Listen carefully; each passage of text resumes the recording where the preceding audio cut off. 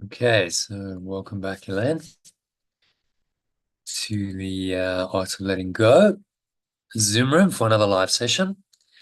So we're going to have a look at today's quote, some ideas around that, some teaching around that, which will lead us nicely into today's lesson. So let me share my screen with you.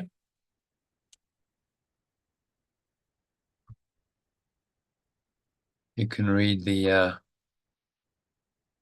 quote for us. That'd be great.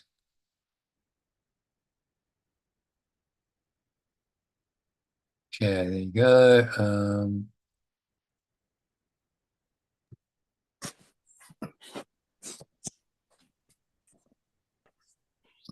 We'll stop that.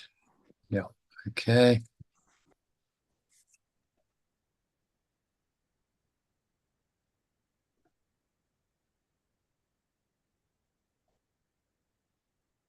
All right. So if you can read that quote to kick it off.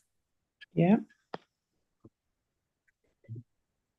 The reality of loving God is loving him like he's a superhero who actually saved you from stuff rather than a Santa Claus who merely gave you some stuff.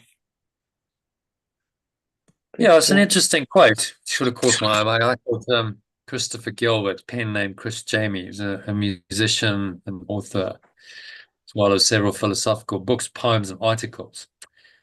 And he's pointing out that God is not like Santa Claus, whom we should be asking for material gifts, but more like a superhero that can and will save us from apparent dangers and disasters. So it's finding that heroic self really within. You know, the Superman is your higher self. We all stopped believing in Father Christmas, Santa Claus, as he's called, some traditions, when we were about 7 years old. So why do some people continue childishly believing that they can pray to God like he was Santa and expect that he will hear and answer their prayers for anything material? So this is the misapplication, misunderstanding of prayer. Oh, please, God, help me to make money, help me to get a better job, help me to do whatever. And this isn't how God works. It's how the ego works, but God isn't concerned with any of these things. God being pure formless awareness of perfect love. So as Yeshua says in today's reading from the text, if you can read that. See how the body's eyes rest on externals and cannot go beyond. Watch how they stop at nothingness, unable to go beyond the form to meaning. Nothing so blinding as perception of form. For sight of form means understanding has been obscured. Course in Miracles.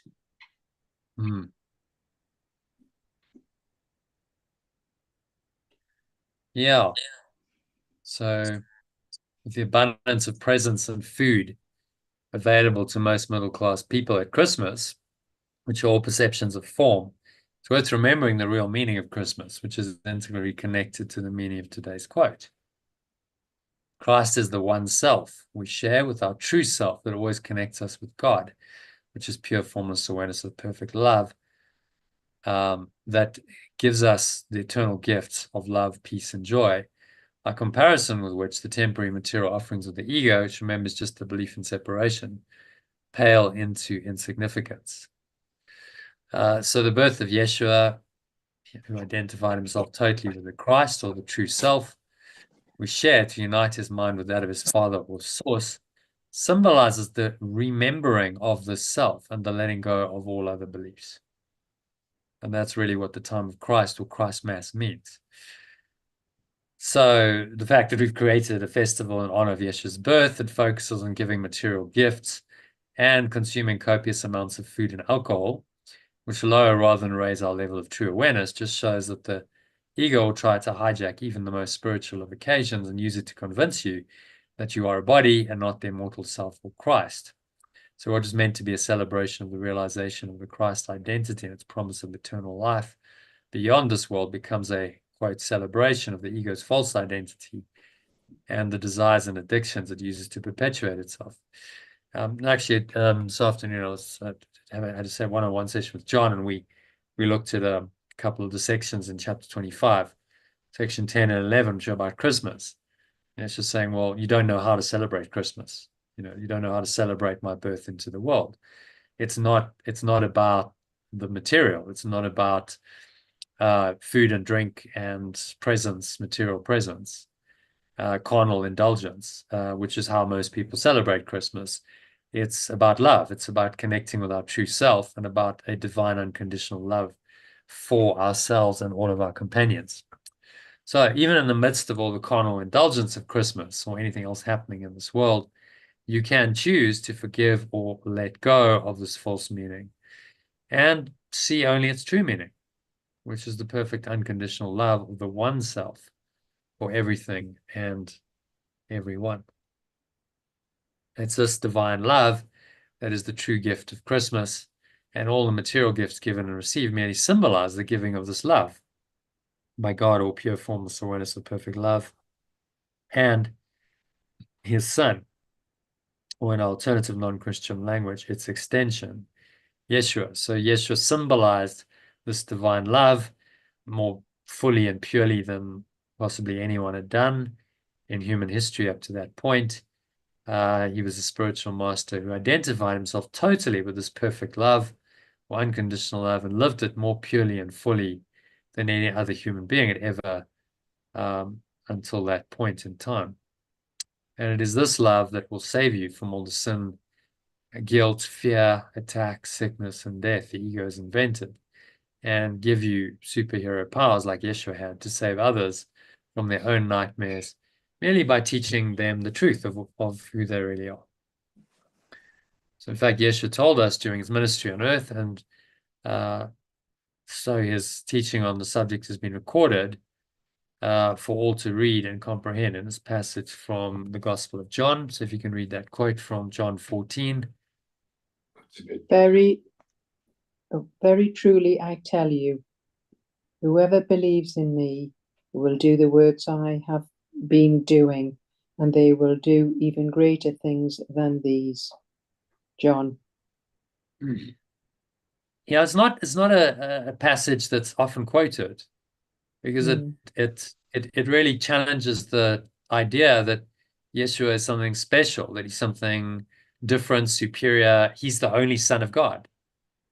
Right? That's the traditional Christian teaching. Yeshua, Jesus, as they call him incorrectly because his name is Yeshua, is the only Son of God. He's very special, and he's somehow above us.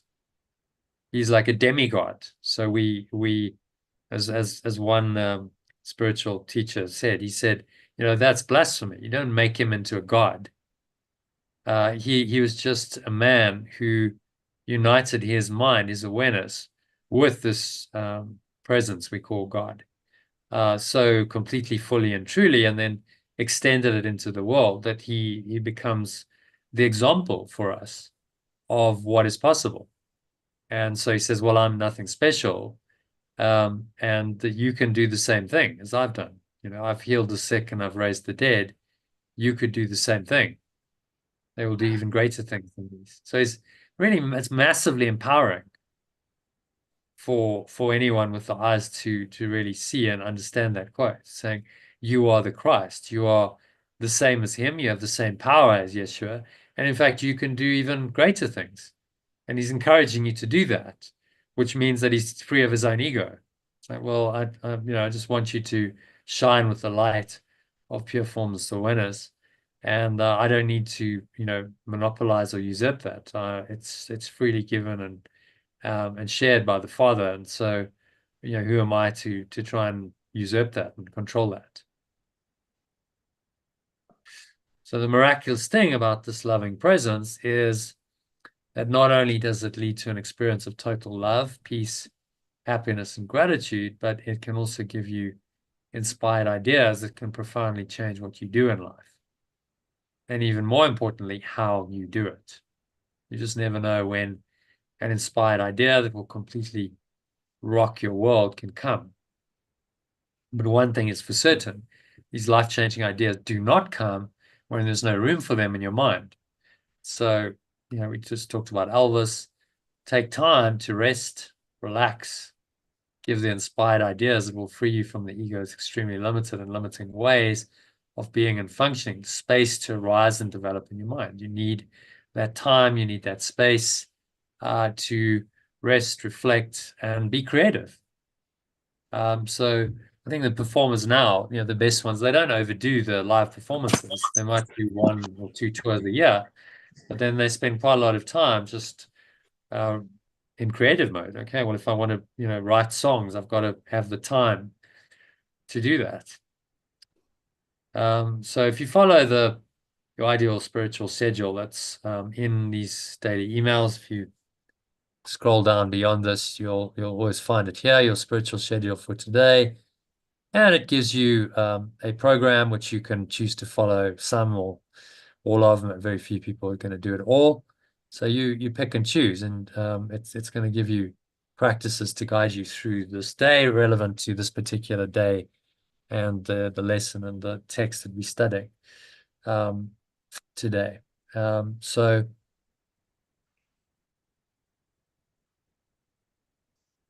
your ideal spiritual schedule incorporates meditations, short breath breaks throughout the day, live discussions, and end-of-day reflection, all of which are forms of rest and contemplation. If you do the daily schedule, then you are living the course, and you have all the spiritual practices that you need in that. So why not set yourself a challenge to follow the ideal spiritual schedule as closely as you can in September to take your spiritual practice to the next level? Mm-hmm. So why not do that? So, okay. Mm-hmm. I'll make sure that I do meditation in the morning. I'll do in the day breath breaks several times in the day. I'll do the live call, doing this 3 or 4 times a week, and I'll in the 30 days I'll really try and immerse myself in to this to the practice and see what unfolds, because the miracles come the more tapped in you feel. Okay, so that's an intention you can set. That brings us to our live session and to today's lesson. Let me bring that up, which is lesson 186.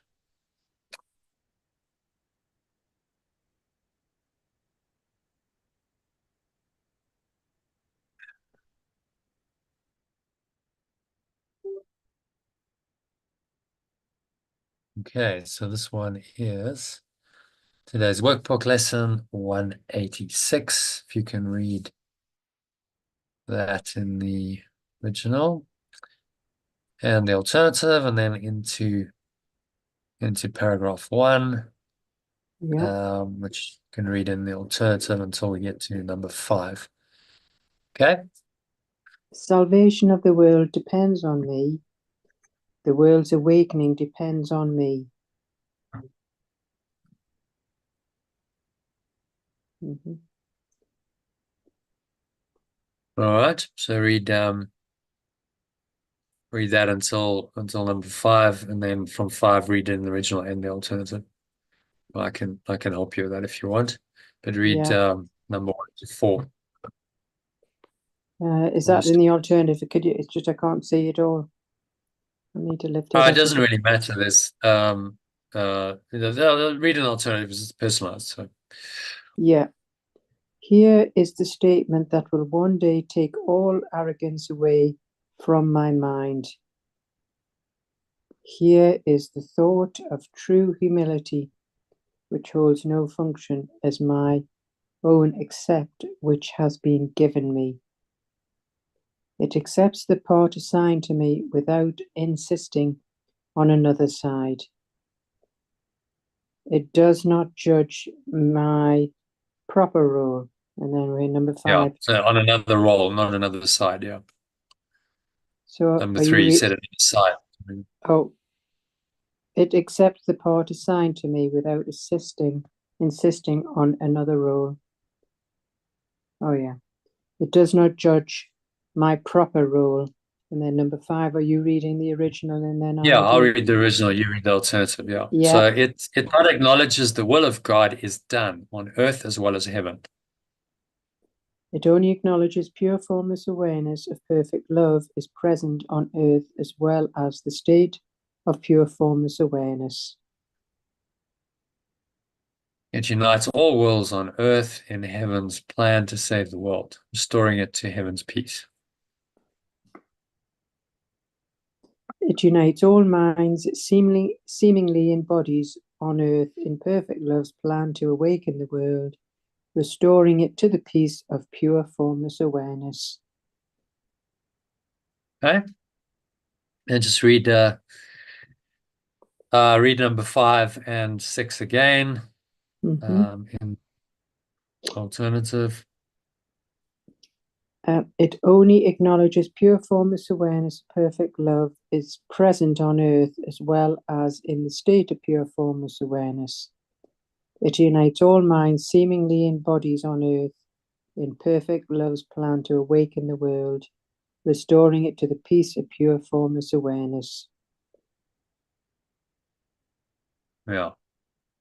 And what anything? It's just making a statement that the arrogance will be removed from the mind, where true humility lies.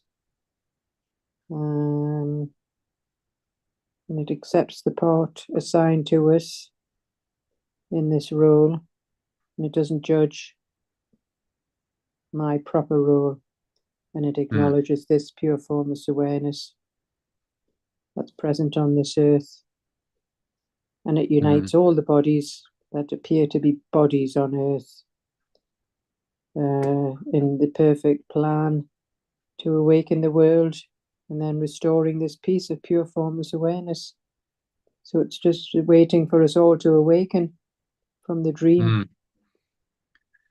Yeah, and it's a taking of a personal responsibility. It's no longer, oh well, I'm sort of waiting for someone else to change the world. I'm waiting for the Messiah to come, as some people believe. You know, Jesus is going to come again. No, the world's awakening depends on you. It depends on you accepting these ideas into your mind and heart,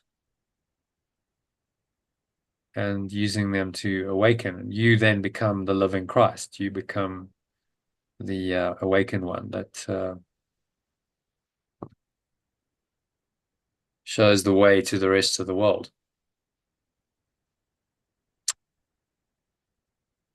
Okay, happy to go on to number 2. Yeah. Just in the alternative, or is there any?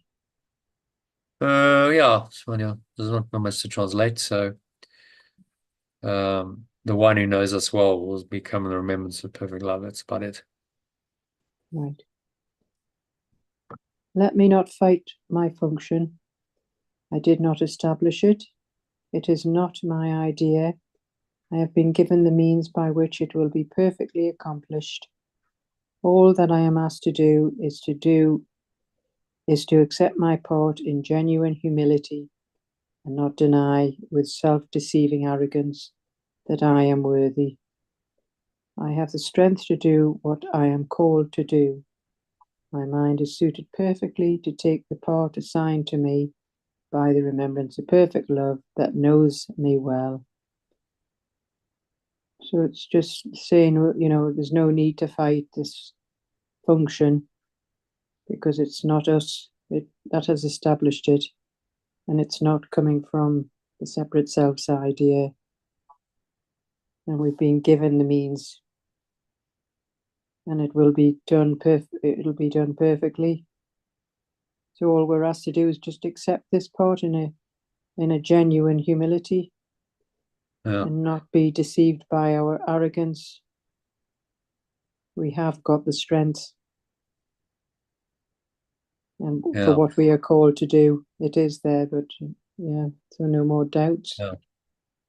Yeah. So the delusion of the ego is that we're not worthy. Yeah. But we are actually watch the ordinary angels, because there's a whole lesson in that. Mm-hmm. And eventually the message is, you are worthy. That he gives to this woman who's been helping him, because she doesn't feel like she's worthy, and she's trying to do good and help to save herself, to prove her worth. And in the end, the man she's helping says, yeah, you are so worthy, you're more than worthy, you're a miracle. Mm. Because she does, extraordinary things, it's miraculous. But yet she didn't believe that she was worthy. She thought, because she was an alcoholic, um and she obviously made mistakes in her life. She felt that she wasn't worthy of love, which is this is what we discover in the art of letting go. Everyone doesn't believe that they're worthy of love. That's the Mm. delusion of the ego. So, storing our self-worth means we once again say, yes, I am worthy. And therefore I have the strength to do what I'm called to do, because I'm worthy of God's love, and I'm worthy of grace, and I'm worthy of miracles, and I'm worthy of help and support. And so then I can connect into the flow, and I can draw on that power because I'm worthy. You can't find the flow if you don't believe you're worthy. Mm.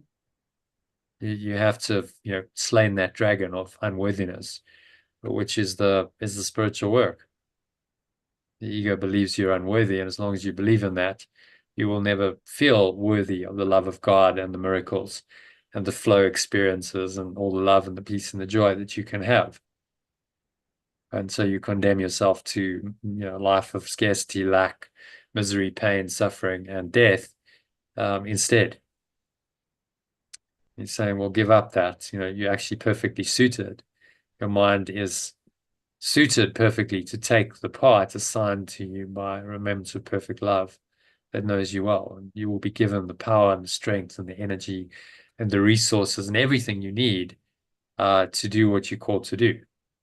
And this is the miraculous power that goes way beyond conscious manifestation. It's not what your separate self wants. It's what you feel inspired to do. Yeah, and there's John popping in. Yeah. So any other thoughts on number 2? I know Happy with it's that? well explained, yeah. Mm-hmm. Oh, okay. Let's go to number 3 then. What So, straight? hi, John. Yeah. Hi, John. Hi, Jono. Hi, Elaine. Yeah. Oh, hi, Yeah. John. Welcome. We're just doing some of the workbook lesson, 186. So yeah, why don't you dive straight into it? So, Elaine, do you want to read the original, and Yeah, John, you read the alternately. Yeah. yeah. Today's idea may seem quite sobering until you see its meaning. Until I understand its true meaning, today's idea may seem quite daunting. All it says is that your Father still remembers you and offers you the perfect trust he holds in you, who are his son. All it says is that my source still remembers me and offers me the perfect trust it holds in me, who am its extension. It does not ask that you be different in any way from what you are. It does not ask that I be different in any way from what I am. What could humility request but this? What could humility request except this? And what could arrogance deny but this? And what could arrogance deny but this? Today we will not shrink from our assignment on the specious grounds Specious, as I said, yeah. Specious It's false. ground that modesty is outraged. Today I will not shrink from my assignment on the false grounds that modesty is outraged. It is pride that would deny the call for God himself. It is pride that wants to deny the call for perfect love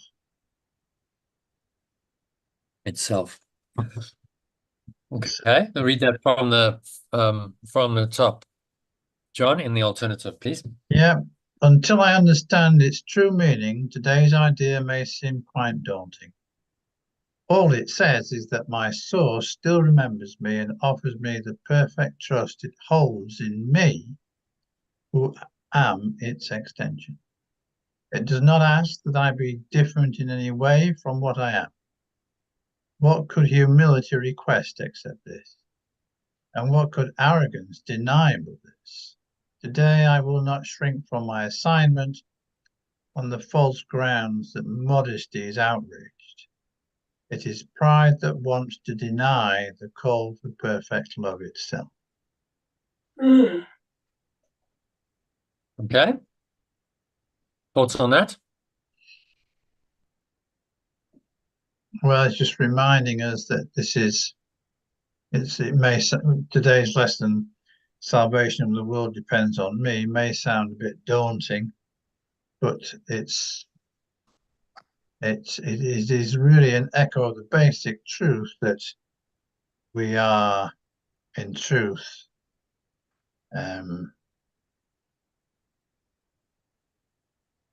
beauty and wonder and spirit ourselves. Yeah. So ego says, oh, well, who are you to be immodest? Who are you to be the Son of God and claim your unity with the Father? So why actually Yeshua was crucified? Because in the temple, he said, I and the Father are one. And they said, that's blasphemy. But actually, it's blasphemy to deny that. But the ego, being typically upside down, says, well, modesty is outrage. This is an outrage. This is blasphemy. And now you must be condemned to death in typically insane fashion. When actually Yeshua is just claiming his true power, his true self. And that's what we should all do. So the ego is completely upside down and backwards. Don't expect any sanity or logic from it. And so it's pride that actually wants to deny the call for perfect love itself.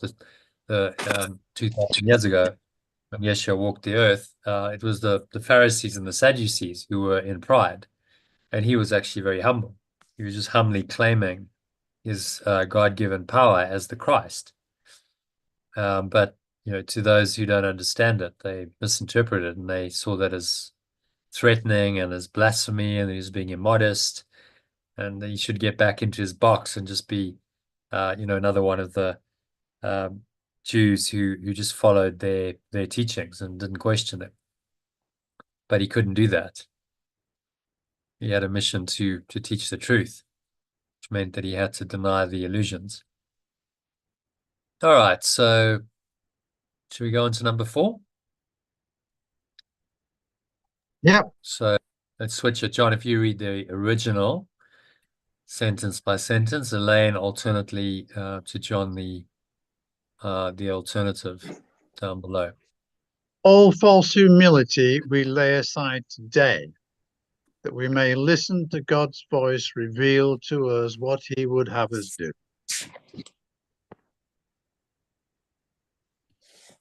I let go of all false humility today, so that I may listen to perfect love's voice, reveal to me what it wants me to do. We do not doubt our adequacy for the function he will offer us.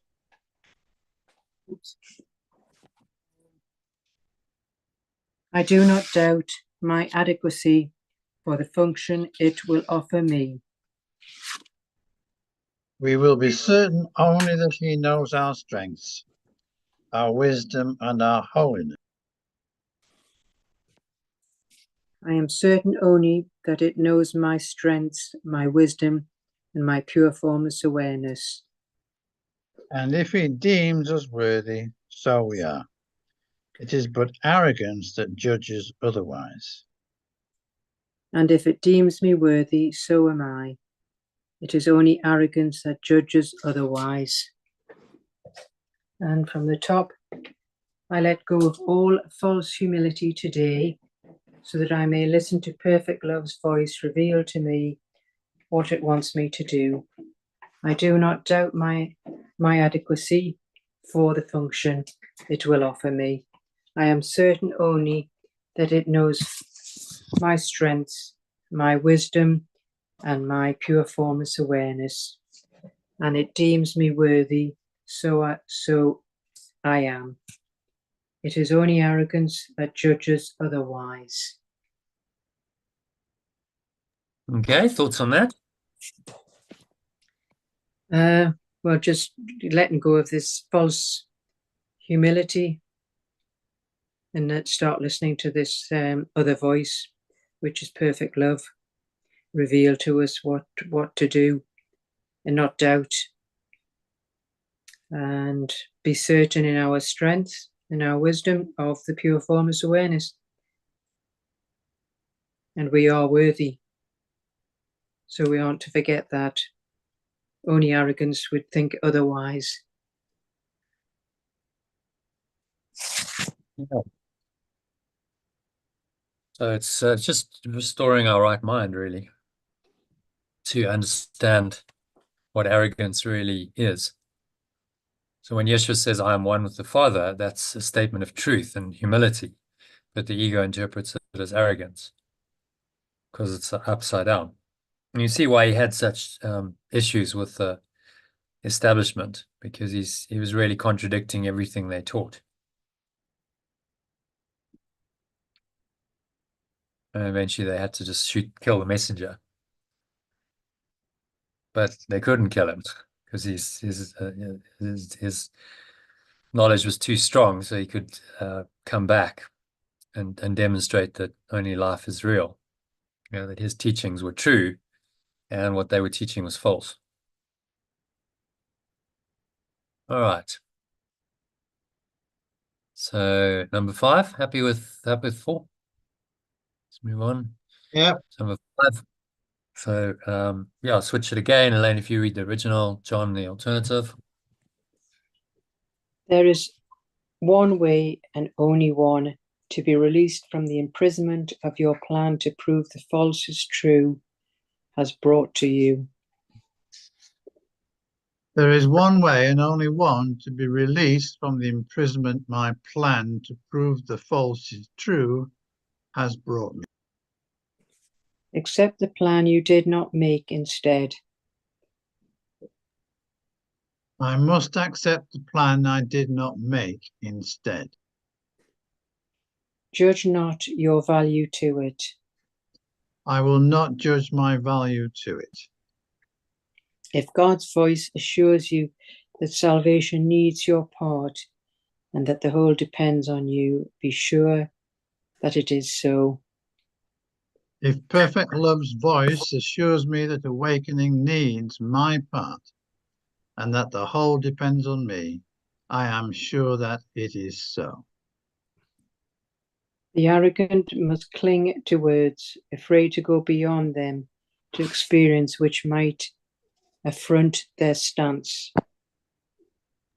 The arrogant must cling to words, afraid to go beyond them to experience which might threaten their stance. Yet are the humble free to hear the voice which tells them what they are and what to do. Yet the humble are free to hear the voice which tells them what they are and what to do. All right, and then from the top in the alternative. There is only one way to be released from the imprisonment my plan to prove the false is true has brought me. I must accept the plan I did not make instead. I will not judge my value to it. If perfect love's voice assures me that awakening needs my part and that the whole depends on me, I am sure that it is so. The arrogant must cling to words, afraid to go beyond them, to experience that might threaten their stance. Yet the humble are free to hear the voice which tells them what they are and what to do. So it's saying here that is encouraging us to accept that his faith in us is sufficient to carry us forward, and we need not belittle ourselves in any way whatsoever, and accept that if we are told we have a plan, we have a role to play, then we have one, and to accept that. Yeah, so it's actually arrogant to deny the perfect love's voice. And it's arrogant to block the flow. It's arrogant to think that your separate self knows better than the Holy Spirit. Being, the ego's will trying to assert itself in denial of the truth. So when you're out of flow, that's arrogance. When you're not listening to the Holy Spirit and you're not being guided and in the flow, you're being arrogant, and you're blocking the flow and saying, well, I know better than the Holy Spirit, this eternal power that wants to come in and use me for its work in the world, and I'm arrogantly denying that. And so to say that you're unworthy of that is the height of arrogance. Unworthiness is arrogance. It's an interesting idea, isn't it? We don't think of unworthiness as arrogant. We think of it as, well, that's just, I'm being humble, but it's actually arrogant because you're denying the truth about yourself. Okay, so happy with that. Number 6, he continues in the same theme of arrogance and the self-image and how that's related. So let's switch it again. Read the original. Is it Elaine reading the original, John the alternative, or whichever way? The opposite of what you did last time. I think it's me for the original. Arrogance, yeah. Arrogance makes an image of yourself that is not real. Arrogance makes an image of myself that is not real. It is this image which quails and retreats in terror as the voice for God assures you that you have the strength, the wisdom, and the holiness to go beyond all images. It is this image which quails and retreats in terror as the voice for perfect love assures me that I have the strength, wisdom, and pure formless awareness to go beyond all images. You are not weak, as is the image of yourself. I am not weak, as the image of my separate self is. You are not ignorant and helpless. I am not arrogant and helpless. Ignorant. Ignorant. Yep, ignorant and helpless. Sin cannot tarnish the truth in you, and misery can come not near the holy home of God.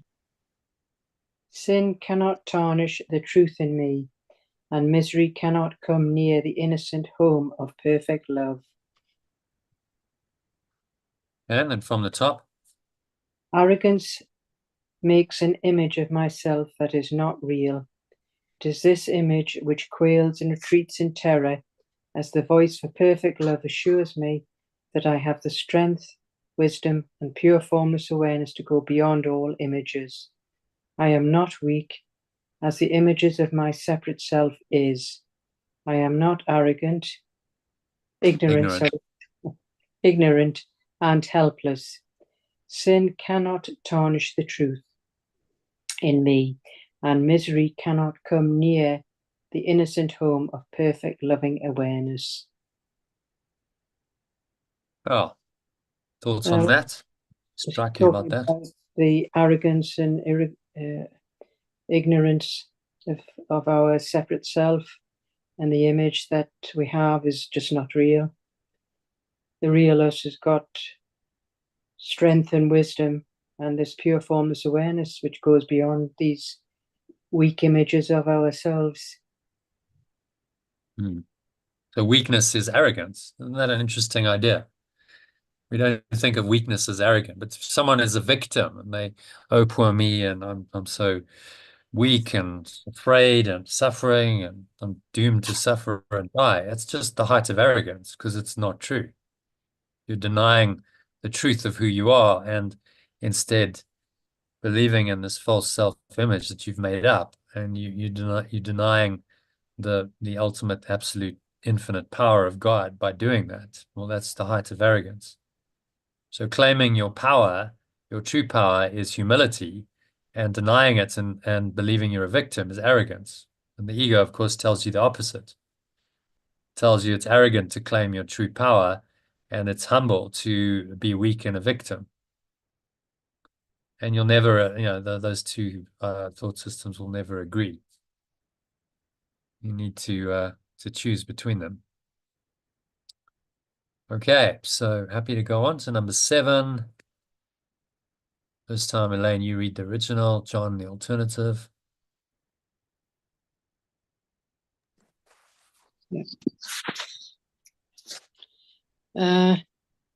All this, the voice of God relates to you. The voice for God. Oh, the voice for God relates to you. The voice for perfect love tells me all this. And as he speaks, the image trembles and seeks to attack the threat it does not know, sensing its basis crumble. And as it speaks, my self-image trembles and seeks to attack the threat it does not know, sensing its foundation crumble. Let it go. I choose to let it go. Salvation, the world depends on you and not upon the little pile of dust. The world's awakening depends on my true self and not upon this little pile of dust. What can it tell the Holy Son of God? What can it tell the innocent extension of perfect love? Why need he be concerned with it at all? Why do I need to be concerned with it at all? So from the top, the voice for perfect love tells me all this, and as it speaks, my self-image trembles and seeks to attack the threat it does not know, sensing its foundation crumble. I choose to let it go. The world's awakening depends on my true self and not upon this little pile of dust. What can it tell the innocent extension of perfect loving awareness? Why do I need to be concerned with it at all? So it's saying here that as we transition, as we align with spirit, we will be tempted to pray and to give in to weakness, but not to pay any attention to this and to remain resolutely aligned with spirit. We talked about this earlier today. When you come to the realization what this course is actually doing, the ego trembles and goes, "Oh, my foundation's crumbling. My entire existence is crumbling here," and so it goes into kind of a panic mode and defensive mode. It's tries to pull you back into its thought system with fear, guilt, anger, triggered by seemingly external things. So you can cling on to this false self-concept, but Yeshua just says, well, just let it crumble. It was never real. Let this false foundation crumble to the nothingness that it really is. Allow yourself to awaken, and don't be fooled by this false voice that's trying to convince you that you really are separate, and arrogantly so, arrogantly denying perfect loving awareness that you really are in the process. Okay, any other thoughts on that? Go into number 8. So we find our peace. Just switch it again.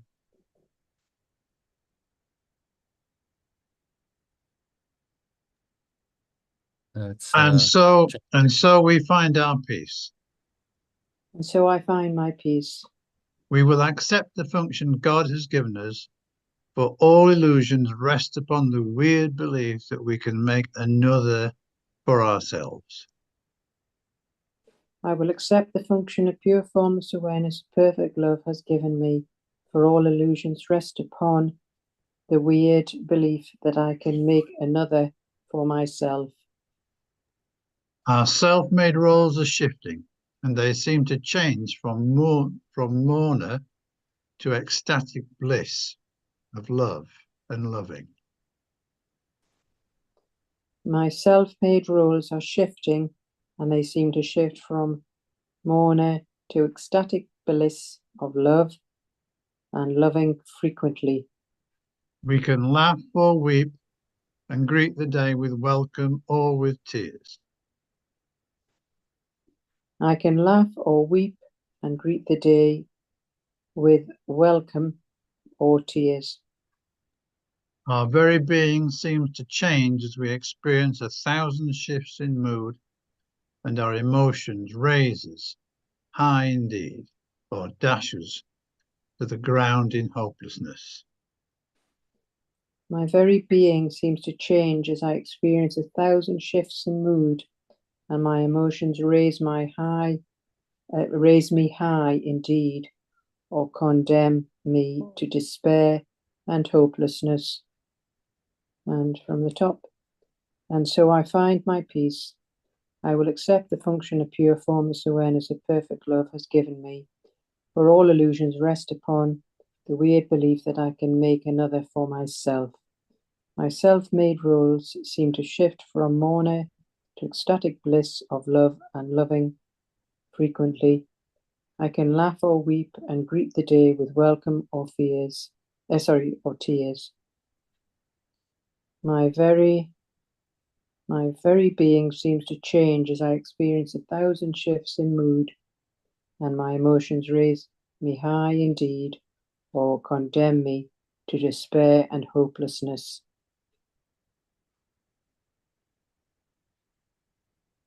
Okay. Just through the pure formless awareness, we can find our peace and forget about all these illusions and the different moods that we are in, from high to despair. We can laugh and we can weep. We just can mourn, or we're in this ecstatic bliss. It's all false, self-made. So we can find our peace through the other state of pure formless awareness of perfect love, and forget all these illusions.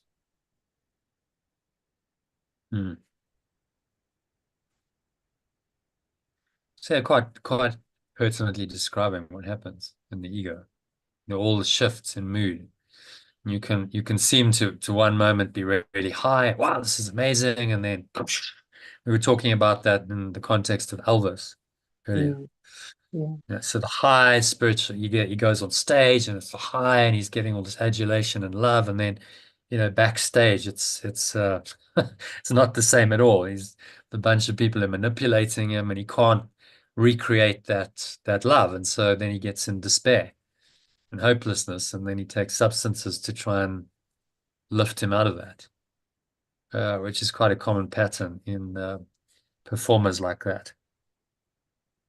And instead, let go of the highs, let go of the lows, and accept a stable, peaceful state. This is what this teaching is saying. The highs, the excitement, all the razzmatazz. It's like, really interesting. Tina Turner, who became very spiritual in her latter years, she was quoted as saying, my glory days, my glory years were not when I was on stage and singing and performing, winning awards, stuff. My glory years were the last 10 years of my life, where I learned to meditate, and I found this deeper essence. I discovered who I was. Those were my glory years. So really interesting perspective. Having done that, she's like, well, what am I valuing? She saw, having experienced it, she saw through the illusion of all the razzmatazz of showbiz, and the fame and the money and the appearances, and all of that. And she went, having lived it, it's like, that actually doesn't give me what I really want. What's really more meaningful is just being quiet, sitting quietly in meditation, being with myself, knowing who I really am. That's the glory. It's the spiritual glory as opposed to the ego's version of glory. Again, the extreme of her life, having experienced the glory of the ego, and then going on a spiritual path, she's like, well, that was helped her to make that choice in the end, the right choice. Okay, so happy with that. Let's go to number 9. Is this the Son of God? Is this the Son of God? Is this the extension of perfect love? Could he create such an instability and call it Son?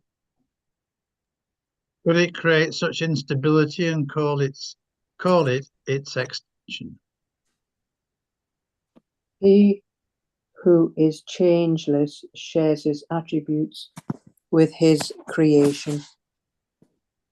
That which is changeless shares its attributes with its extension. All the images his Son appears to make have no effect on what he is. All the images his Son appears to make have no effect on what he is. They blow across his mind like wind-swept leaves that form a patterning, an instant break apart to group again and scamper off.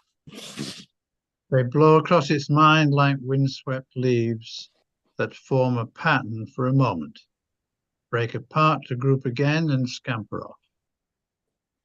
Or like mirages seen above a desert rising from the dust. Or like mirages seen rising from the dust above a desert. From the top, is this the extension of perfect loving awareness?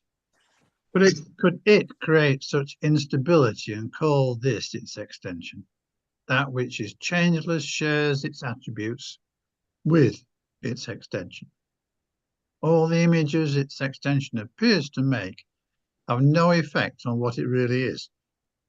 They blow across its mind like windswept leaves that form a pattern for a moment, break apart to group again and scamper off.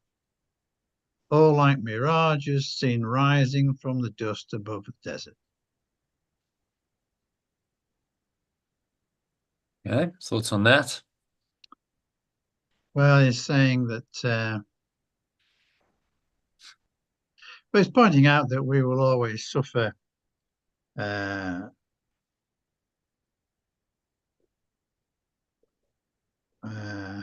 images that will try and drag us off the path, but if we let them go, they will disperse and have no effect, and we needn't worry about them.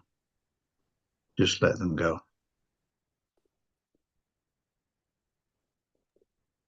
Yeah, he uses the analogy of leaves quite nicely. Windswept leaves form a pattern, but there's nothing permanent about it. You can't go, oh, there's the pattern. Now I get attached to that because it changes, moment by moment. The illusion in life is that some of these patterns last a bit longer, can seemingly last for years, some of them, but actually they're illusory. They're just like the momentary patterning of windswept leaves or mirages seen rising from the dust above the desert. So he uses these worldly analogies so we can understand what he means, which I think is quite skillful and helpful.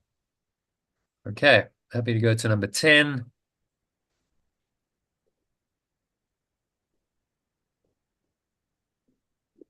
So switch it again, John, the original and alternative. These unsubstantial images will go and leave your mind unclouded and serene when you accept the function given you.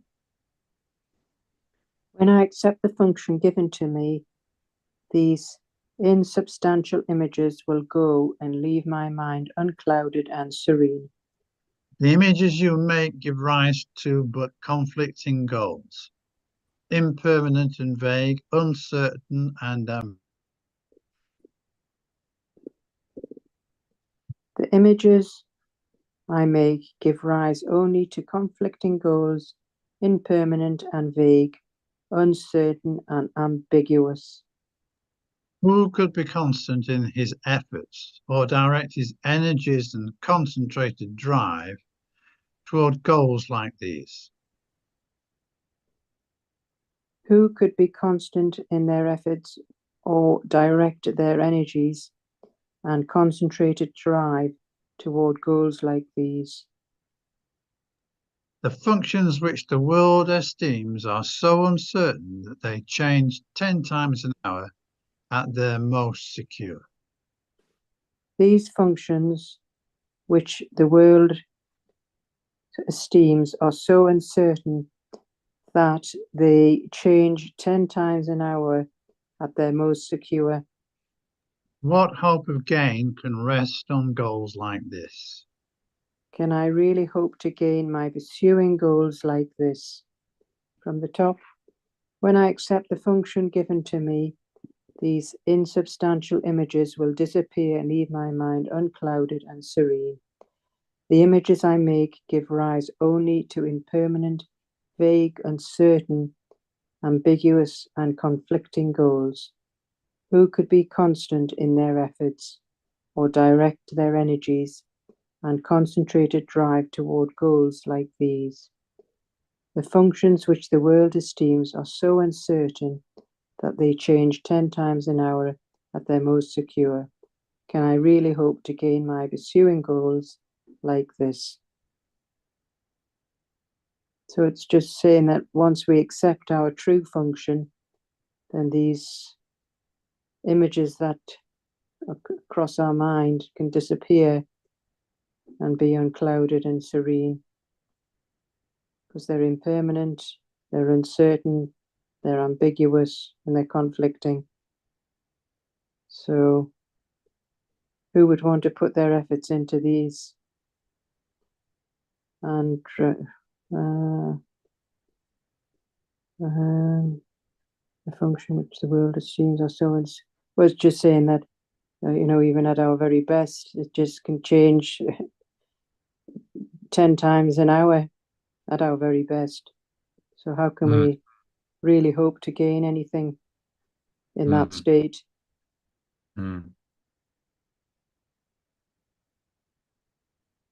Yeah, just why are you pursuing these things? Because they will let you down. They are impermanent and unreal. And so again, it doesn't mean you do nothing in this world. It just means you don't attach to these goals as your salvation. You don't say these goals are going to save me. You recognize that there's a deeper presence that's going to save you, and that presence guides you through all of your daily activities and the various things that you're doing, and that is meaningful. And you lead a meaningful life, having a meaningful encounter with the truth in this flow state. And the goals are incidental. What happens or doesn't happen on the level of form really doesn't matter that much. That's the essence of the flow state. You're not outcome oriented, you are process oriented. So don't pursue these goals and make them matter, because you'll notice as soon as you do that and the goal becomes more important than the present moment, you start going out of flow and you start experiencing difficulties and stressing, straining, and striving, doubts, fear, desire, fear, all come in. And that's as the Buddha pointed out, desire is suffering. So don't make yourself suffer like that. So drop the goals, even though on some level there's, that's playing out, but that's secondary. Like, so for instance, I come to South Africa, and there's the reason, there's some business and some potential deals and so on that could happen, but I'm not attaching and focusing to those. I'm like, well, I'm going to enjoy the process. The trip is meaningful in the experiences every day are meaningful. And I'm going to focus on that, because then if you're immersed in the process, the goals tend to happen. Like stuff comes out of that. Not necessarily what you intended. Other things, other surprising can start to manifest. So you can actually get something more, deeper, higher than these goals that your ego thought you wanted is the message, really. Okay, number 11. So he says, in lovely contrast, certain as the sun's return. In lovely, read that, yeah. In lovely contrast, certain as the sun's return each morning to dispel the night, your truly given function stands out clear and wholly unambiguous. In lovely contrast, certain as the sun's return each morning to dispel the night, my truly given function stands out clearly and wholly, unambiguously. There is no doubt of its validity. There is no doubt of its validity. It comes from one who knows no error, and his voice is certain of its messages. It comes from one who knows no error, and its voice is certain of its messages. They will not change nor be in conflict. They will not change or be in conflict. All of them point to one goal and one you can attain. All of them point to one goal that I can attain. Your plan may be impossible, but God's can never fail because He is its source. My plan may be impossible, but perfect love's plan can never fail because perfect love is its source. So from the top, in lovely contrast, certain as the sun's return each morning. I'll start again. In lovely contrast, certain as the sun's return each morning to dispel the night, my truly given function stands out clearly and wholly unambiguously. There is no doubt of its validity. It comes from one who knows no error, and its voice is certain of its messages. They will not change or be in conflict. All of them point to one goal that I can attain. My plan may be impossible, but perfect love's plan can never fail because perfect loving awareness is its source. So it's saying here that we can rest in the knowledge that when we are aligned with spirit, things will work out for the best in all cases. And it is unambiguous. It is the truth. Yeah. This is the flow we talk about that he's describing. And it can never fail. So it's a trust. Remember, that's the first characteristic of God's teachers, to trust in this awareness, no matter what.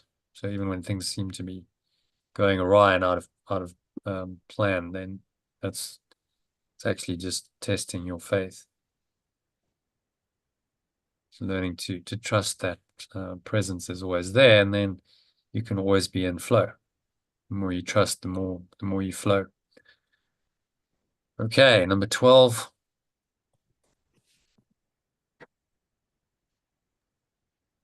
Do as God's voice directs. I choose to do as perfect love's voice directs. And if it asks a thing of you which seems impossible, remember who it is that asks and who would make denial.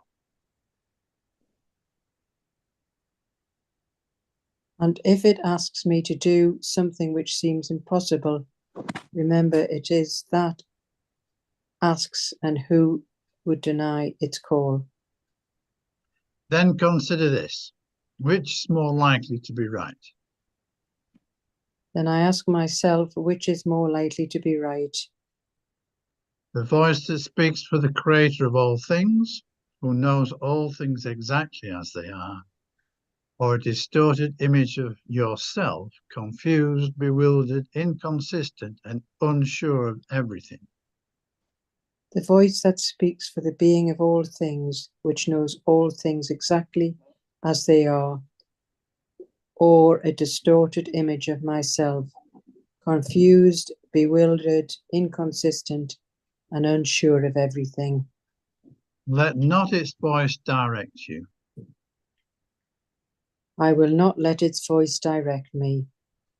Hear instead a certain voice which tells you of a function given you by your Creator, who remembers you and urges that you now remember him. Instead, I hear a certain voice that tells me of a function, my source, which remembers me and urges that I now remember it, gives me. And from the top, I choose to do as perfect love's voice directs. And if it asks me to do something which seems impossible, I must remember what it is that asks and who would deny its call. Then I will ask myself, which is more likely to be right. The voice that speaks for the source of all things, which knows all things exactly as they are, or a distorted, confused, bewildered, inconsistent image of myself that is unsure of everything. I will not let its voice direct me. Instead, I hear certain voice that tells me of a function, my source, which remembers me and urges that I now remember it, gives me. So it's just asking us to clearly pick and choose the perfect love's voice, and that will then direct us, and we will just have no doubts, because we don't no longer want this distorted, confused, inconsistent image that we have of ourselves, our separate selves, and we are no longer want to be directed by that voice anymore. Instead, we want to hear this certain voice from the source, which remembers and urges us to start doing it now. Yeah, and that's the flow state. You feel certain, you feel guided, even when things seem to be challenging or stimulate fear in others. It's all fine, because this voice is always there. It brings to mind that miracle of the experience of the adulteress with Yeshua. So they bring him to her and they're saying, well, we've caught her in the act of adultery. The law of Moses says she should be stoned to death. What do you say, Rabbi, teacher? And they're trying to trick him into saying, well, no, she shouldn't be. And then they'll say, well, so you violating the law of Moses, then you deserve to be stoned to death. Or to get him to say, okay, we'll stone her to death. And so instead of freaking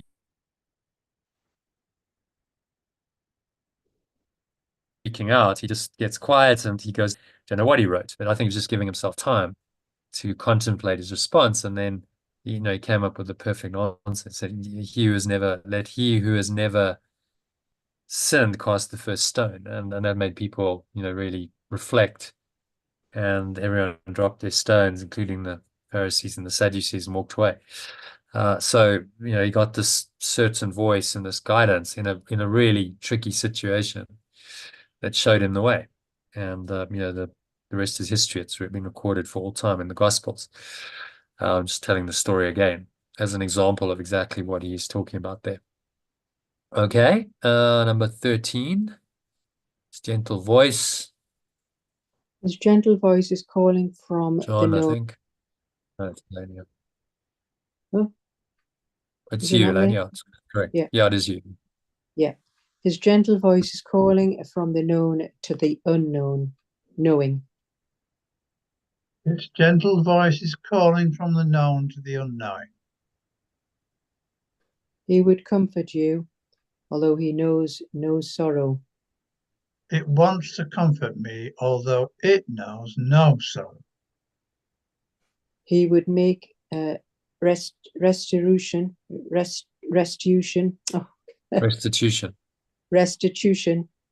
though he is complete, a gift to you, although he knows that you have everything already.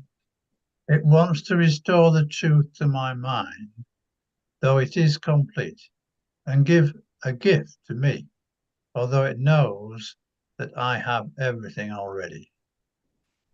He has thoughts which answer every need his son perceives, although he sees them not. It has thoughts which answer every need its extension perceives, although it perceives no needs at all. For love must give, and what is given in his name takes on the form most useful in a world of form. But perfect love must give, and what is given in its identity takes on the form most useful in a world of form. Now, from the tap, its gentle voice is calling me from the known to the unknowing. It wants to comfort me, although it knows no sorrow. It wants to restore the truth to my mind, though it is complete, and give a gift to me, although it knows that I have everything already. It has thoughts which answer every need its extension perceives, although it perceives no needs at all. But perfect love must give, and what is given in its identity takes on the form most useful in a world of form. So it's Right? So saying what's here, saying there? that the voice is our guidance is coming from the unknown, but its value is extreme, is highly significant in what in the illusion in our so-called real world. It understands our sorrow, but isn't it doesn't live in sorrow itself. It doesn't dwell in sorrow. And because its understanding is complete, it sees no faults in us.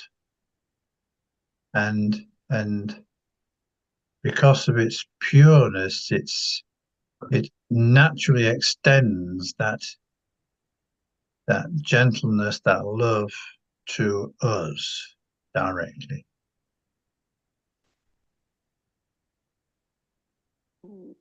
Yeah, well said.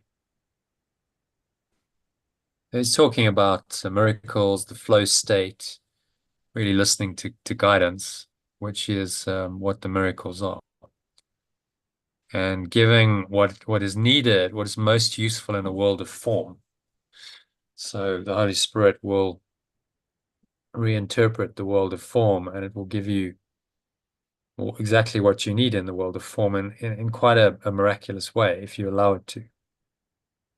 And that's what it means to live in the domain of the miraculous, to actually live the course.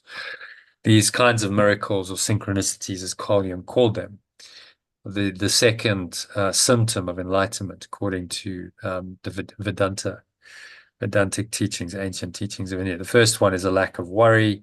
Second one is more and more these miracles or synchronicities start happening in your life, and the presence of love starts to become manifest in your world in various ways, which you can't predict. You're not trying to control the form.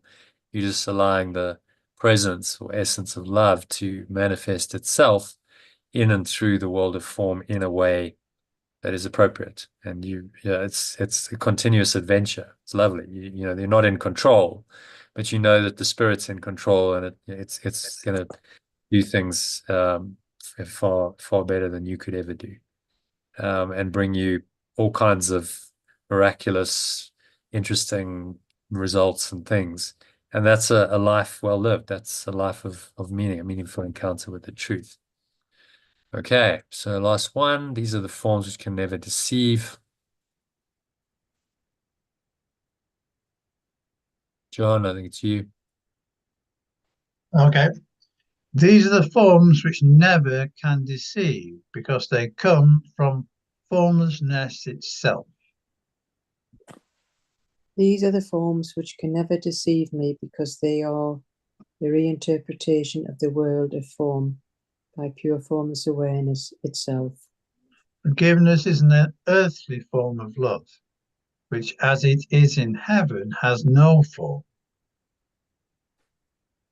Letting go is an earthly form of love, which, as it is the state of pure formless awareness, has no form. Yet what is needed here is given here as it is needed. Yet what is needed here is given here as it is needed. In this form, you can fulfill your function even here, although what love will mean to you when formlessness has been restored to you is greater still. In this form, I can fulfill my function even here, although what love will mean to me when pure formless awareness has been restored to me is even greater. Salvation of the world depends on you who can forgive.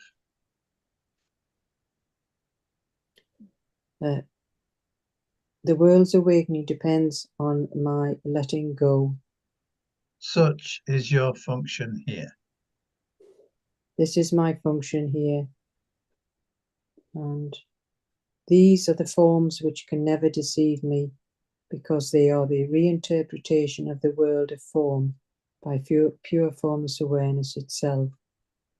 Letting go is an earthly form of love which, as it is in the state of pure formless awareness, has no form. Yet what is needed here is given here as it is needed. In this form, I can fulfill my function even here, although what love will mean to me when pure formless awareness has been restored to me is even greater. The world's awakening depends on my letting go. This is my function here.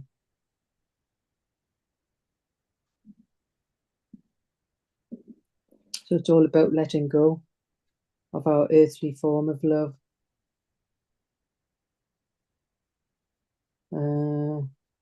In this form, we can fulfill the function, but it will be what love will mean to me will be the pure formless awareness that has been restored to me will be greater. So this is, it's the letting go. This is the awakening.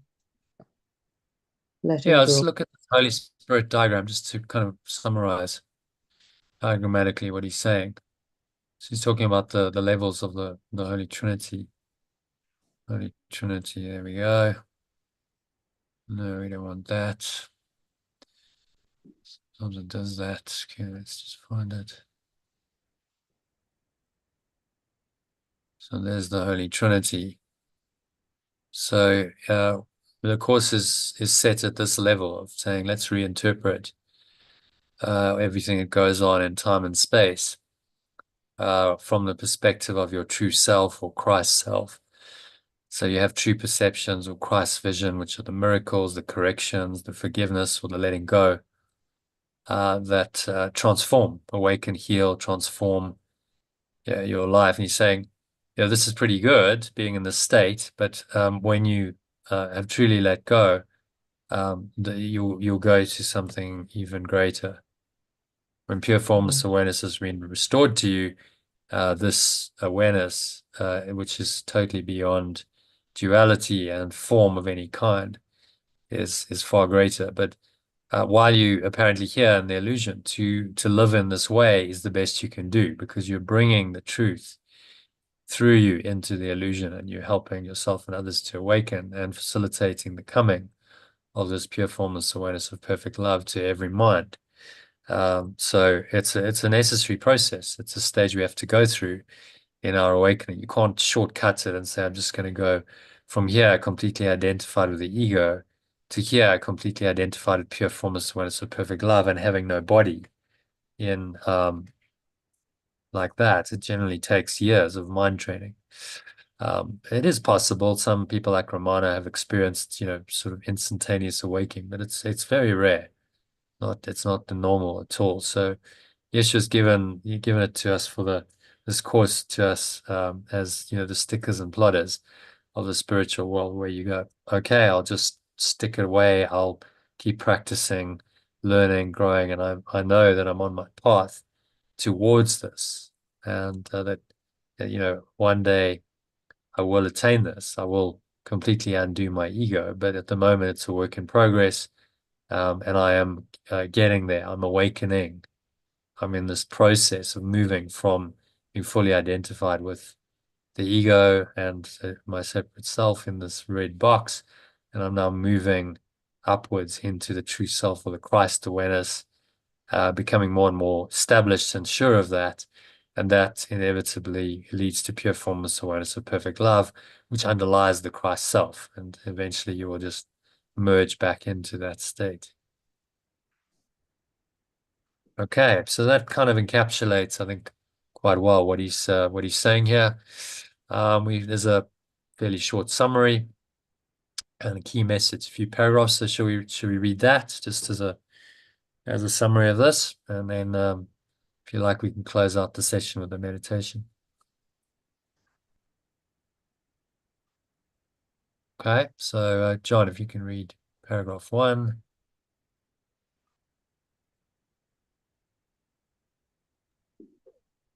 My purpose and function is not self-derived, but given to me by pure formless awareness of perfect love. I must let go of arrogance and embrace true humility, accepting the role it has given me without judgment or resistance.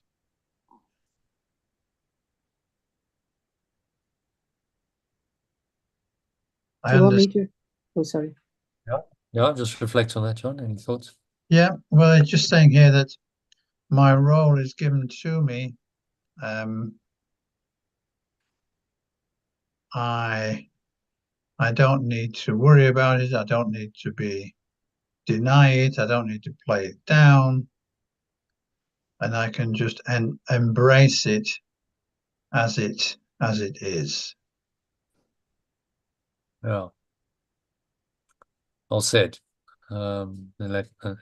Letting go of the arrogance of thinking you know better than spirit. It's really what we're being asked to do. So ego is hugely arrogant. It thinks it knows, but how can it know? How can the ego possibly know anything when it's false?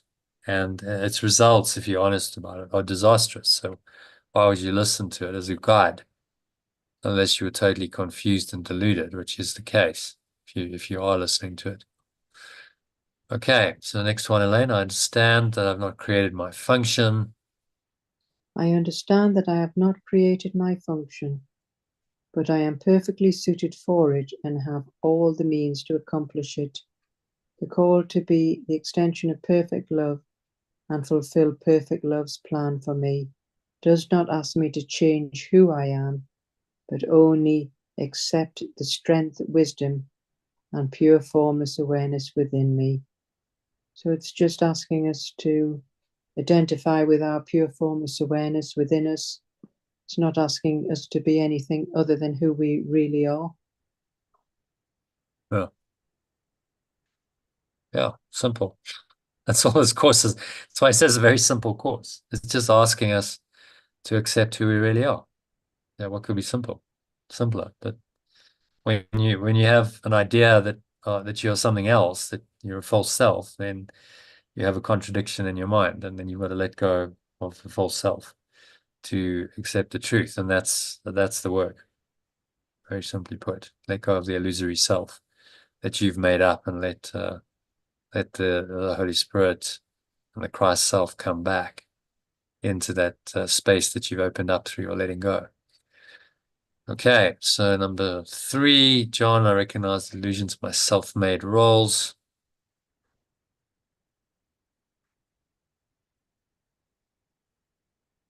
I think you're muted, John. Oh, yeah. I recognize the illusions of my self-made roles, which lead to instability and conflict. as transient and insubstantial. In contrast, my true function, given to me by perfect love, stands clear and unambiguous, free from doubt and conflict. So it's reinforcing and is kind of helping us let go of any apprehensions we might have and be strong in our belief, in our faith that our function is in complete alignment with spirit. Yeah. Yeah, all said. Free from doubt and conflict, clear and unambiguous. So he's really selling this thought system to us. He's saying, this is what you can expect from the Holy Spirit. By contrast, this is what the ego does and is, and then we make our choice. And the choice becomes obvious. The more you understand the difference between them, the more obvious the choice becomes. And that's why he spends so much time educating us on what the ego is and how it works. And by contrast the Holy Spirit, because he knows that that contrast is how we'll ultimately make up our minds and make our own decision, which is needed. We have to come to our own decision about this. It cannot be imposed upon us. Okay, and then last one of the summary, then we'll do the key message. I choose to follow the voice that directs me towards the certainty of my true being.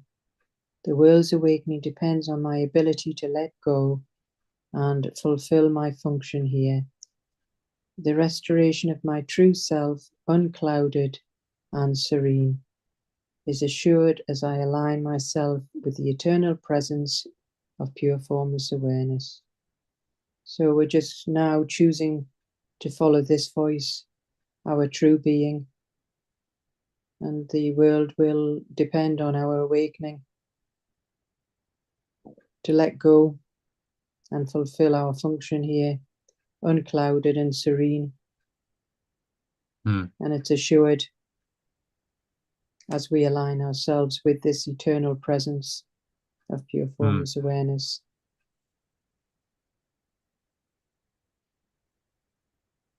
Yeah, it's a very comforting message. So he's saying, this is there for you. This is the truth. This is what this is what you need to do. And the results will speak for themselves when you do. When you enter the flow state and you experience the miracles for yourself, you need no further convincing. It becomes obvious. Okay, so then just the key message to summarize encapsulate really. Well, and summarize, it's like a short précis, I suppose. I learned to embrace the role assigned to me by pure formless awareness of perfect love, letting go of my arrogance and self-made illusions in the process. I recognize my true strength and purpose and understand that the world's awakening depends on my ability to let go of all my negative thoughts and emotions. This, my only real function, my only real function in the world. There's an is there, this is my only real function. Very clear. I mean, the message is so clear. He's saying letting go is your only real function. The world's awakening depends on my letting go. This is my function here. So how do you change the world? You let go of all of your attachment to it. And that's your only function here. It couldn't be simpler. It's such a simple teaching. You don't have to go out and do anything. You just have to practice this letting go and allow the Holy Spirit then to guide you from that state of surrendered consciousness, of having let go of the ego. Then it guides you. And so it's inside out. It's not I'm seeking salvation in form. So I've let go of any illusion that there's salvation here, and then I let the Holy Spirit guide me in right-minded action and then form will manifest, because that's how it works, as within, so without. But it's now coming from the awakened self, and it's a very, very different experience. Okay, so all good. Happy with that. Any other thoughts, comments, or questions on this? No, it's a very reassuring passage. Yeah, I think so. very These, comforting. Yeah, these lessons are, they repeat. These are themes that have come in many times before in the lessons, but they need to be repeated. He repeats them in different forms, the different slants, a different perspectives, so that we really start to get it, because he knows that that repetition is how we learn. Okay, so speaking of repetition, should we do another meditation on yeah, this to finish the session? I'm not sure I have the strength for the text. It's 20 past 10 here. I'm going to get up early, so I'm sure you probably feel the same way, yeah? To dive into what is the text is, see, reason. How long is it? 2, 3. It's quite a long one, I think. Reasonably long, 5, 6. So it'll easily take another hour, maybe hour and a half. Yeah, for 9 paragraphs, probably another hour and a half. Shall we just call it here and do a meditation on the lesson? I'm happy to leave it there. Yeah. yeah, Yeah. yeah. Me too. Okay. Alrighty. So let's get ready for a meditation.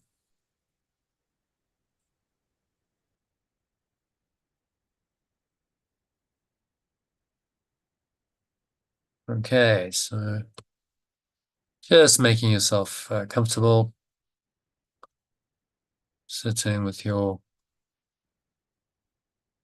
feet shoulder width apart, your back straight, cup your hands in your lap. Close your eyes and start off by taking a nice deep breath in through the nose. Breathing in, noticing how the stomach rises, chest rises, the subtle flow of air in through the nostrils. Pausing at the top of the inhale. And just notice thoughts, emotions, any related body sensations going on, particularly anything that feels negative, limiting, contracted, constricting in any way. Breathe into that and remind yourself that the world's awakening, salvation of the world or the world's awakening depends on me. So I must let go. It's very clear. Saying your only function here is to let go. So breathe in this awakened presence of love, loving awareness. Breathe it into every pore, every cell, every muscle of your body, every part of your mind, every fiber of your being is in this awakened presence. And remind yourself that this awakening, world's awakening, depends on you. If you don't awaken, the world remains asleep. So you take personal responsibility. So it's on the truth of that, just blowing all of the negativity, all negative thoughts, emotions away. The breeze of your breath into the nothingness. They really are. And gone. Pull the lower stomach into the spine, expel the last remaining air out, and just rest. This awakened state for a short while.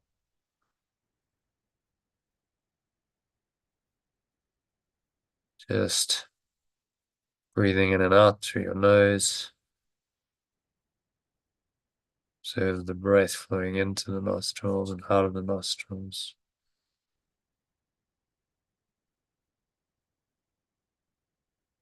It's really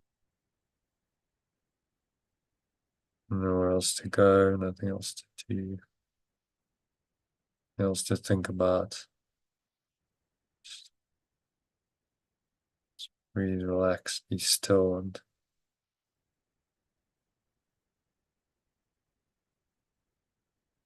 enter into the awakened state, pure formless awareness of perfect love that you are.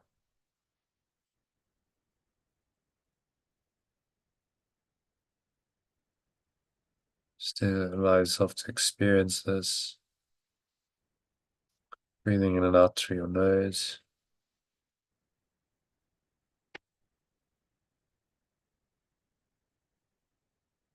As you do it, you experience this.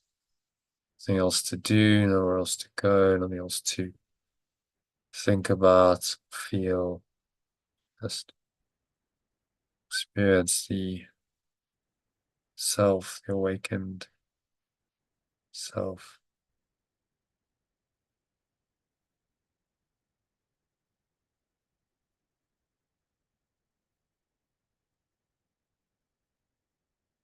That you think you are.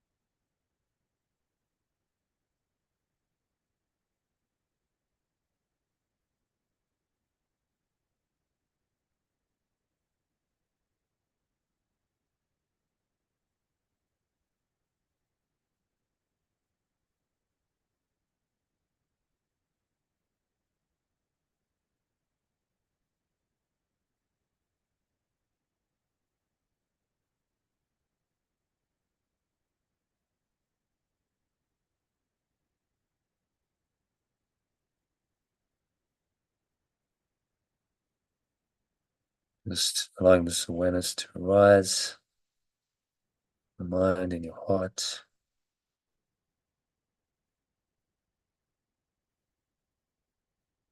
Watching the breath, breathing in and out through your nose.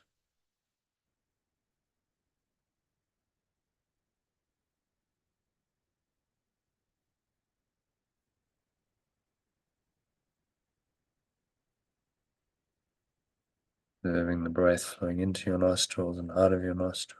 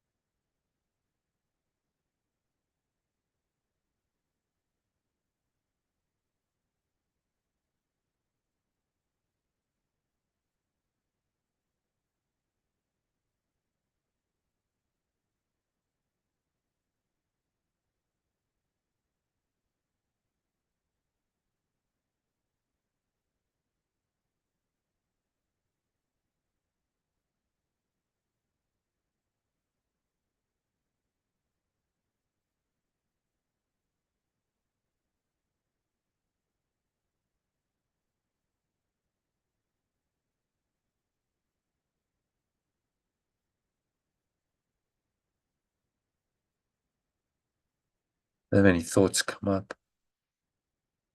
seemingly deny this awareness, pure formless awareness of perfect love, we call it. Just let them go. Just blow them away. It's the breeze of your breath into the nothingness that they really are. Dark cloud or black smoke just leaving you. And going, gone. The nothingness they really are.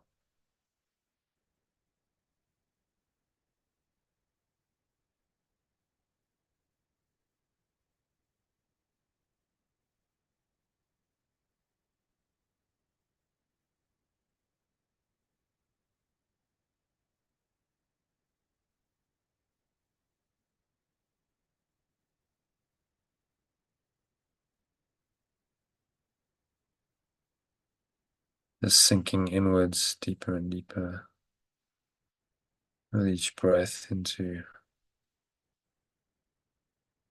the perfect loving awareness that you are, claiming your true power as this awareness, knowing no other awareness, not allowing any other awareness to intrude.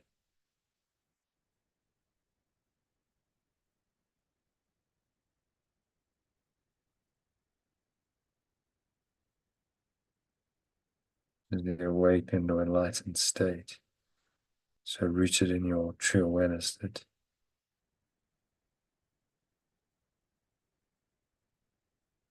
you interpret everything, the light of the Holy Spirit, the one self.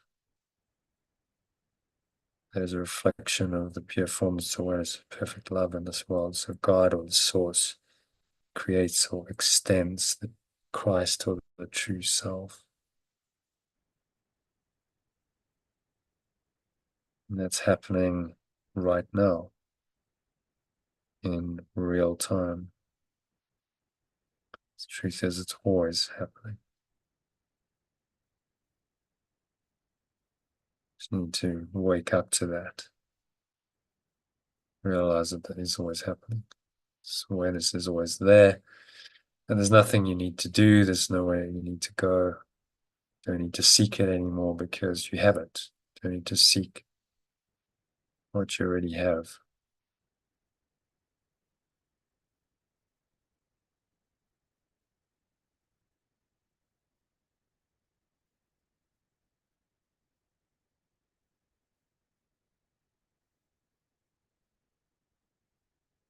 So just have a few minutes of deep silence. And there's nowhere else to go, nothing else to do, nothing else to think about. Just breathe, relax, and be still. The next few minutes of deep silence, just allow this sacred awareness, the pure formless awareness of perfect love to arise in your mind to show you its presence. Just really accept this experience.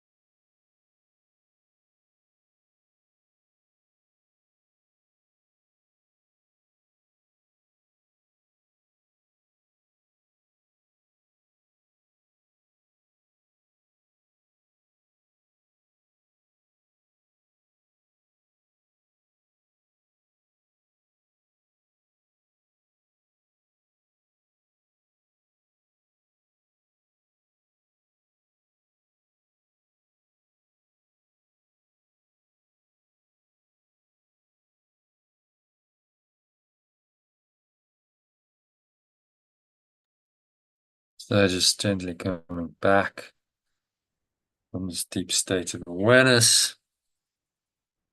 It's awareness of the body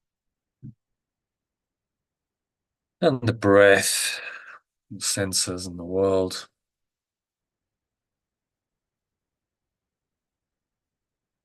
And on the count of three, you're going to open your eyes. So one, just breathing in. Noticing how the stomach rises and the chest rises and the subtle flow of air in through the nostrils.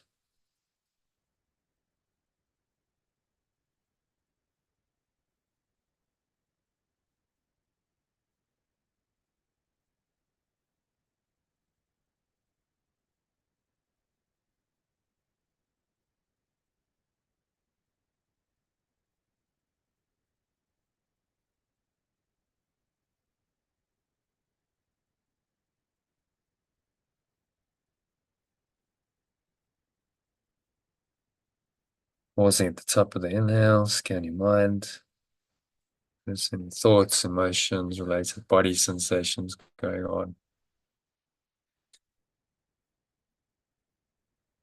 Particularly anything that feels negative, limiting, contracted, constricting in any way. Remind yourself that the world's awakening depends on me, on my willingness to let go of this. So just blow it all out. Let it all go with the breeze of your breath. Dark cloud or black smoke leaving you. It's going, gone. The stomach into the spine. Spell the last from in your out.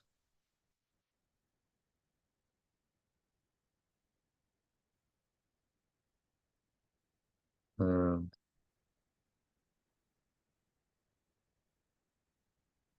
just rest in being.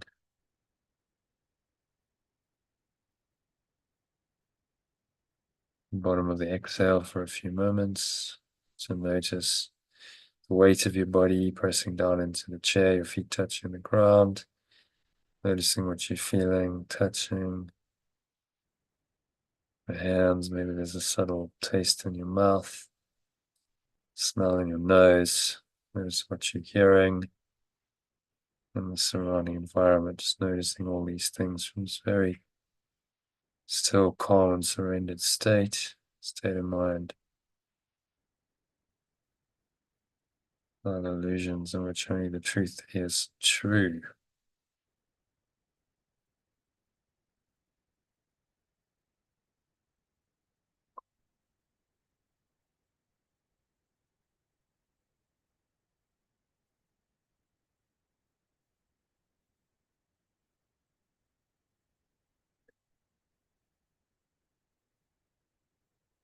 So anchor the state in, this presence.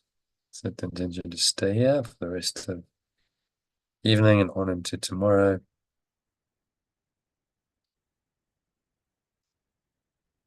So it is said and so it is done. And now on the count of three, open your eyes. Just take a minute to look around, noticing various objects in the room around you in this very calm, still, surrendered state of mind. Without illusions, in which only the truth is true. Notice that, and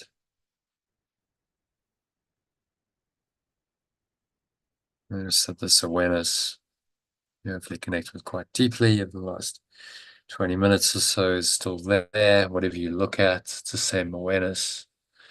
Look at any random object, notice it. Still there in your awareness. Look at another one. It's the same awareness that underlies any perception. And close your eyes.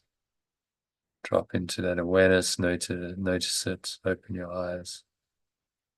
Has really anything changed? No, nothing's changed. It's the same awareness. So teaching yourself with this little exercise that the awareness is the same, whether your eyes are open or closed, whether your senses are engaged or not, because it's a fundamental awareness. It's an awareness without which you would have no life, very essence of who you are, which is the awakened self, Christ.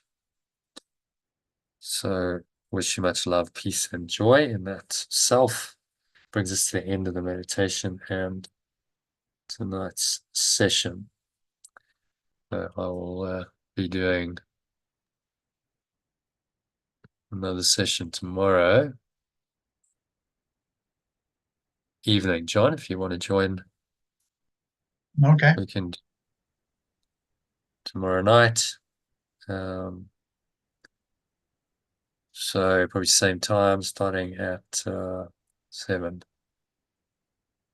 p.m. your time. So join us if you can. Otherwise, Sunday, I'll probably run a Sunday session. Actually, I can run one this Sunday afternoon. Okay. Good. Okay. Well, thank you very much, Joe. Okay. It's only a pleasure. Hopefully see you tomorrow. Otherwise, have a good weekend. Hope all goes well. Yeah. Yeah. Namaste. All right. So that's a wrap for today. Thank you to John and Elaine for joining the session, making it possible. If you enjoyed the session, then do join us. So you can go to lifepool.com and that will allow you to subscribe to the Telegram group that I've set up for the Art of Letting Go. And you'll then get the contents of the email sent to you by Telegram in a shorter form, along with meditations and breath breaks to help you to practice the lesson and invitations to join us in these live calls, which you're welcome to do for the first 3 weeks at no charge. So check it out. Go to lifepool.com, put in your details, make sure you've got Telegram installed on your mobile phone or tablet, and you'll start getting that information tomorrow. Yeah, so you can also, you're not quite ready for that, just hit the subscribe button if you're not already a subscriber, and subscribe to receive notifications of these sessions. So whenever I go live, you'll be notified by YouTube, and you can watch the live stream or the recording thereafter. So hit the subscribe button if you haven't already subscribed. Go to lifepool.com and sign up there. And I hope to catch you on the inside one of these sessions soon. Thanks for watching or listening, and namaste. Which means the awakened self in me acknowledges and honors that same awakened self in you, the Christ that we are. Wishing much love, peace, and joy in that presence.